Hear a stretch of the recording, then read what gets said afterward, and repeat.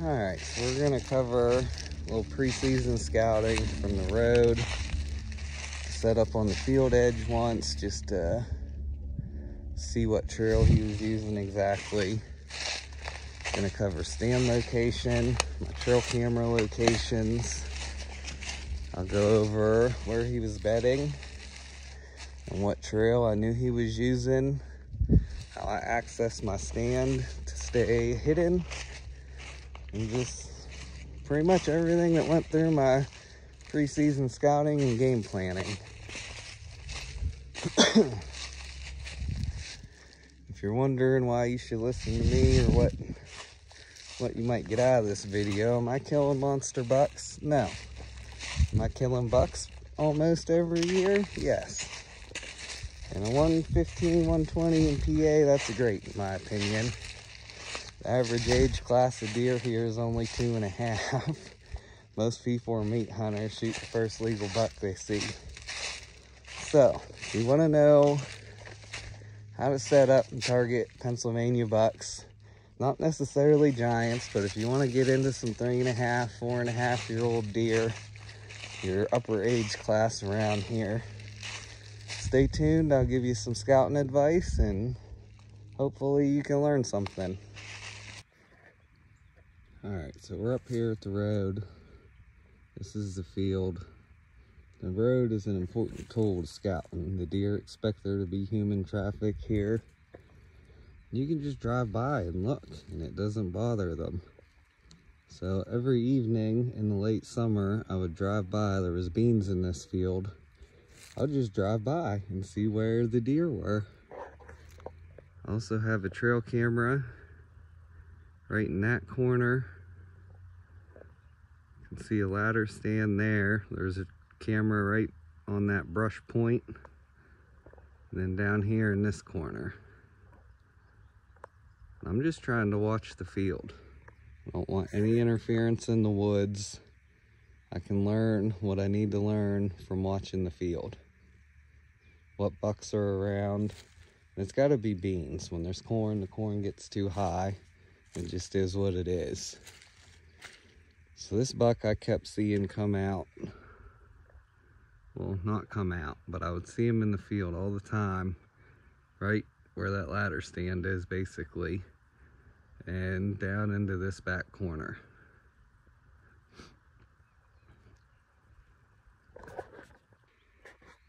So there's the field again. 3 days before season, I wanted to see exactly what trail he was coming out on. So I parked back here. Not over here in the open. I like to try and keep things hidden. Obviously, in late summer, this is all greened up. So I just snuck down in here. Like 60 yards, I'll go in and show you where I was set up. So there's the road again right there. I just snuck down here. Again, it's important that you're minimizing your intrusion. Just sat right in here. It was all greened up. No way they could see me. The wind blowing at the road. As you can see, from in here, I could watch the entire field. You'll notice in my videos through the spotting scope, he came out of a trail right here, hung around and fed. This was at 6 o'clock. It's getting dark a little after 7. Come out down there, he walked across the bottom, something spooked him, and he went back in the same exact trail. I wanted to know what trail he was using coming out to know where to hang my stand. Because out of season, I end up pulling my stands. It's always this time of year. Because I don't care if I bump deer right now. Looking for sheds, mushrooms, and turkey hunting. But once turkey season is over, I stay out of the woods. I will not step foot in the woods. That's why all my cameras are on the field edge. The only time I will go in is right before season to hang my stand. And this is just your preseason summer scouting. You're only gonna have a week here in Pennsylvania that they stay on their summer pattern. And then the beans yellow and they switch up what they're eating. which we will cover that later on. So we're gonna go down now and get inside the woods. I kind of split my property up into 4 sections. From that front corner across is like the front field. And then I have the little cutback section. Then from inside the woods, I'll show you what's going on. All right, we're down here again where I was just showing you this bottom section. This is the trail that buck came out of. I kept seeing him in the field hanging around this corner, but I wanted to know exactly what tree he was using to know what tree to pick to hang my stand. I notice it's pretty thick in here. My property's real thick. I've had it logged out. Just let everything grow. That'll help hold deer, creates bedding. It's just overall good. The whitetails like it. Everything seems to like it being thicker. So there's a trail here. There's one comes out in the corner there. There's one that goes up there. They kind of all centrally come down into this middle section. That's all real thick. This is important because both sides of what I'm about to show you is real thick. It's also important to note too, I come in and make sure I got a clear trail going to whatever stand I'm going to. I try to keep it thick. I want to have cover walking in. When I'm hunting in the evening, I don't park way up there and walk across the field. I come down through this bottom corner over here, cut straight across and come in. Again, I'm trying to cut down on the amount of time they can see me. I'm gonna keep on heading in here. Another note, I left this stand here. Ended up hunting Montana last year. This is my stepdad's marker where he shot his buck. I'll show you a picture of that, or where he found last blood. Stand. You can see it real well yet. It's right there. Again, this is all real thick. He shot his deer last day of rifle. I'll cut to a picture of it here at some point and show you. It was the other nice buck we had running around. Again, still nice and thick. Cover my entrance, my exit.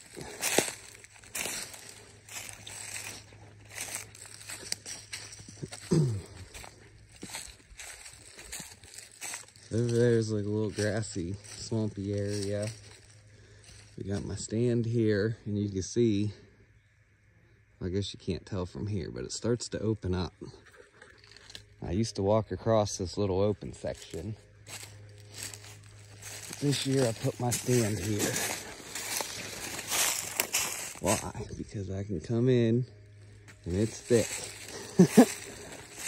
I get into my stand and climb up. I'm good. This is important because where these deer were bedded, they're kind of like down through there. I actually watched some of his does get up out of their beds and come right in. So this is the spot. I'm just right on the edge of all this thick stuff. I'll walk over here. Where he was standing when I shot him.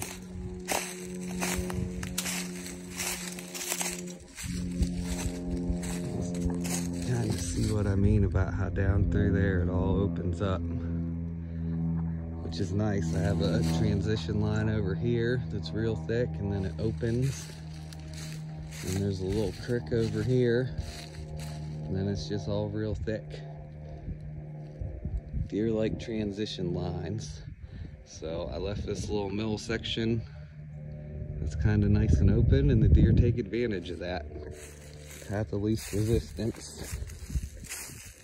This is kind of their main trail. It comes up, just goes right up through here.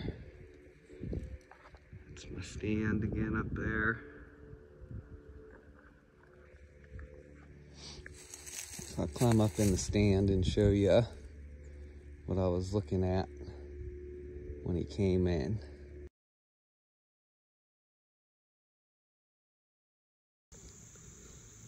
Alright, we're up here in my stand.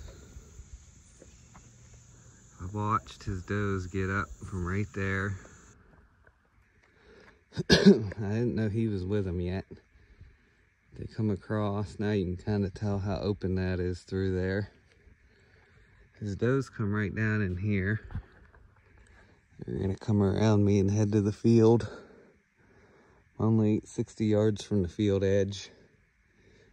Trying to keep my intrusions down on the woods. You don't want the deer to know that you're hunting them. So anyways, the first sit I hunted this stand, his does busted me. You know, right here, they seen me, snorted, took off. So then I hunted over in the other corner. And the next day I came back here and I killed him. So he ended up coming, he's like right here, facing me, kind of blocked by the tree branches and stuff. And they came right in. His does again busted me and took off. And he didn't, he just stood there. Seemed like 3 or 4 minutes. He finally turned and started walking across, and I shot him. He ran over and died, like right in there-ish. Watched him drop. So I kept seeing him come out of this front corner and down in this bottom field. I would see him other places, but right before dark, that was where I was seeing him the most, which told me that he was getting up from his bed and going there. I know from hunting this property that they like to bed back in here, right where I watched him get up out of. So I came across the bottom of the field and then through this thick stuff. They never had a chance at seeing me. I just got right on the edge of the kind of open area where I'd be able to get a shot. And it was important for me to come sit on the edge of the field and see what trail he was using to actually enter the field, because I wanted to know where to set up. He came out back there, and that told me, from knowing that they were probably bedding back there, that he was coming up and doing just what those does did, and they were going to walk across there and go out to the field. So I was able to get in here and set up with the wind blowing that way. So I snuck in close on them. I had the wind in my favor, had good cover getting in, and it worked out. An hour and 20 minutes before dark, they got up and walked right to me. So I'll show you when I get down. I'll go over into where he was bedded. I'll show you that. My biggest piece of advice with your scouting is don't go in the woods. Do all your scouting this time of year. You know, out turkey hunting or whatever. You can see where all the rubs and scrapes were. You can find their beds. You might even find a shed or two if you keep your eye out. So, all right, I'm gonna get down. I think I'm gonna take a walk, show you each camera location up close, show you what pictures I was getting from each camera, and just what overall information I was gathering. It's just basically that he kept hanging in this front corner, which indicated to me that he was bedding somewhere close, and I left him alone. So he kept doing the same thing. You know, the last few weeks before season came in, I kept seeing him out in the bean field. Every evening I'd just drive by and there he'd be. And that's a good way to tell what other bucks are around too, because it's never just him out. You know, there's 20 does, 2-3 other bucks. I'll show you some other videos and stuff. And checking cameras, I would check my cameras once a month, every 2 months, whatever. because the majority of my deer I'm seeing in the beans. Late summer, they're eating beans. You can see pretty much all the bucks that are around. It's pretty crazy. So your trail cams, you're basically just getting pictures of them. And once the beans yellow and they start switching to acorns and apples and hitting the corn, all your summer scouting goes out the window. But you got to realize when they want to make that switch, and you need to be ahead of them with your stand locations and knowing where they want to go. But if you know where he's sleeping and you know where he's eating, you should kill him. This was the trail that he came down from his bedding.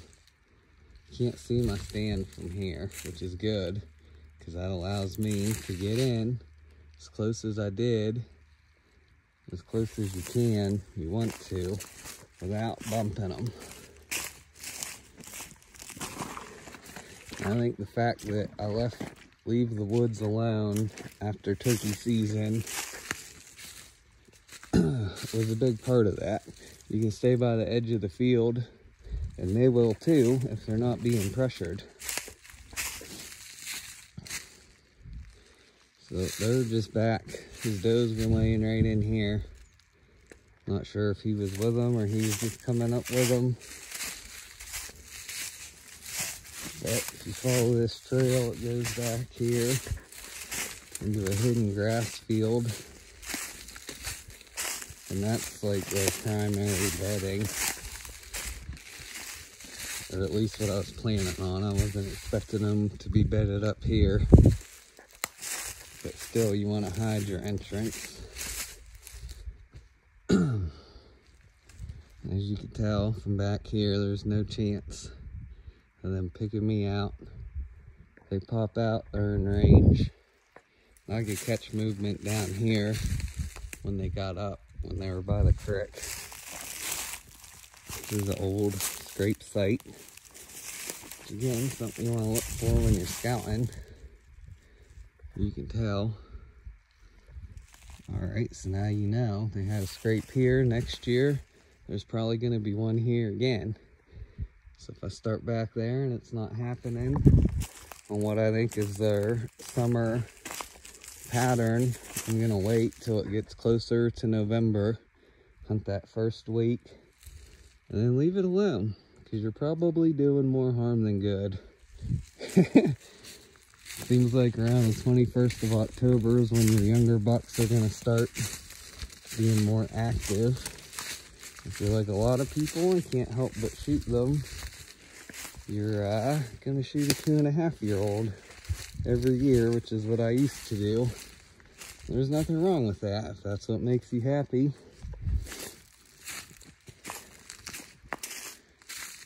And even when hunting season comes in now, I leave this grass field alone, because the does bed in it and the bucks just come in and they're always freezing around. Again, super thick everywhere you look, except that middle section, which is great. It makes bedding everywhere. So anyways, I used to hunt in this grass field and I was just pushing deer out. Now I leave it alone. I love getting in this thick stuff come November and calling, because the deer have to come in, you know, to find the source of the sound. They can't just be 80 yards over there and hear me grunting and look and see that there's not a deer in here. They got to come in and check it out, which puts them in your lap.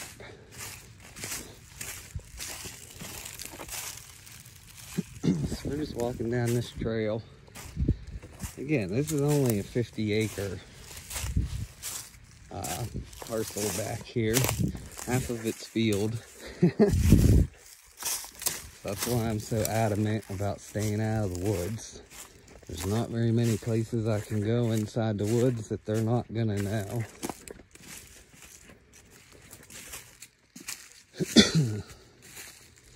So back through here, I'll walk over and show you is the hidden grass field. I hear a lot of people talk about leaving them a sanctuary. I'm the same way. I think the whole woods should be a sanctuary. But when you're hunting, you got to get inside and be aggressive at some point. But you should still leave areas unbothered, which is what I do back here with the hidden field now, because it's great bedding and the deer love it.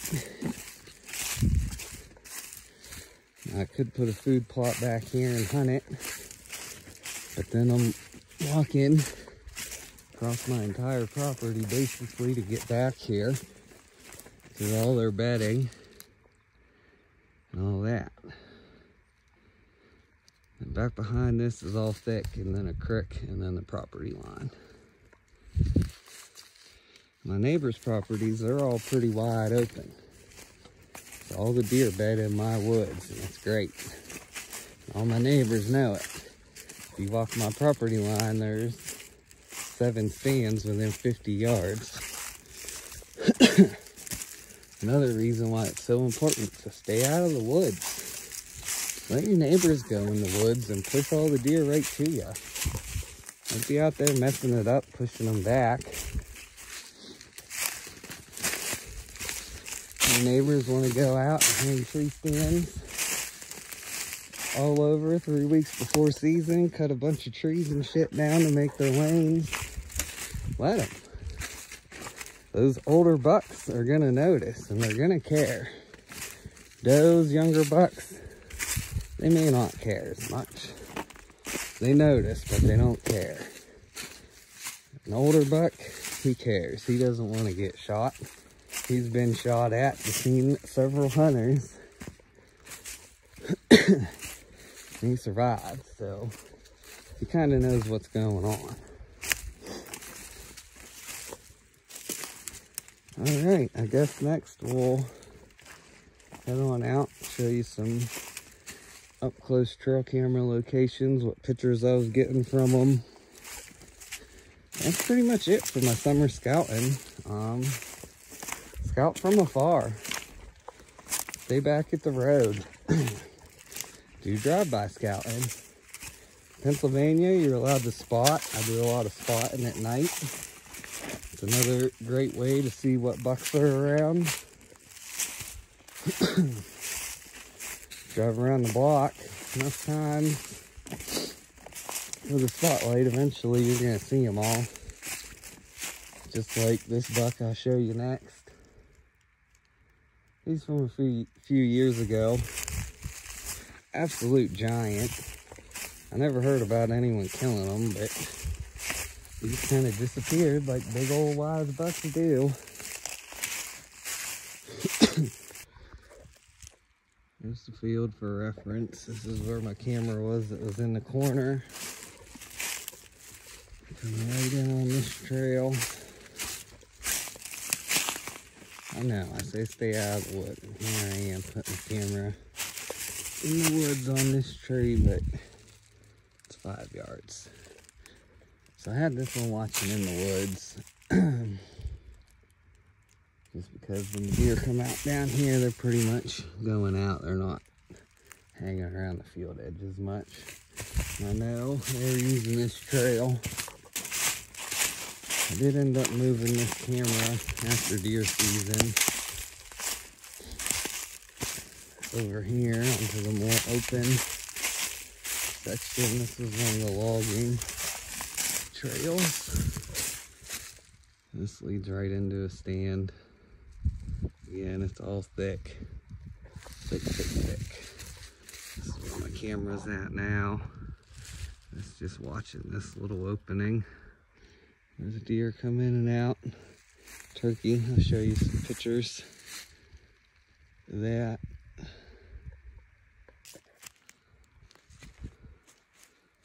Location number 2. Right here on this ditch line, the center divider of the field. Straight in from here is where the creek runs down through. You know where my stand is. trail they were using. Put this ladder stand here just because I was gonna try and get them in the field actually. My first idea hadn't worked out because I kept seeing them up here. So that was plan B. I'll show you. You'll notice too how many more pictures of them I get from here as opposed to down in that corner, which is just another indicator to me that he was bedding back in there. So here's my third camera location down here in this bottom corner. There's my house up there, so I was coming down through here, walking straight across in the evening. That's all real thick, just trying to make it so I can get in there without being seen. But if I bump deer out of here, I don't care as much because I'm not after them. I thought my buck was bedding over there, and he was. And obviously had the wind blowing, you know, to the field. You don't ever want your wind blowing in the woods on your entrance or any of that. Then when you're checking your trail cam photos too, it's important to notice, you know, where that buck is and when he's out in daylight. This buck kept daylighting in the field. Told all my buddies I was gonna kill him and kill him early because he kept coming out before dark. I shot him at 6 o'clock, an hour before dark. You know, right on his pattern, just what he'd been doing every day because I left him alone.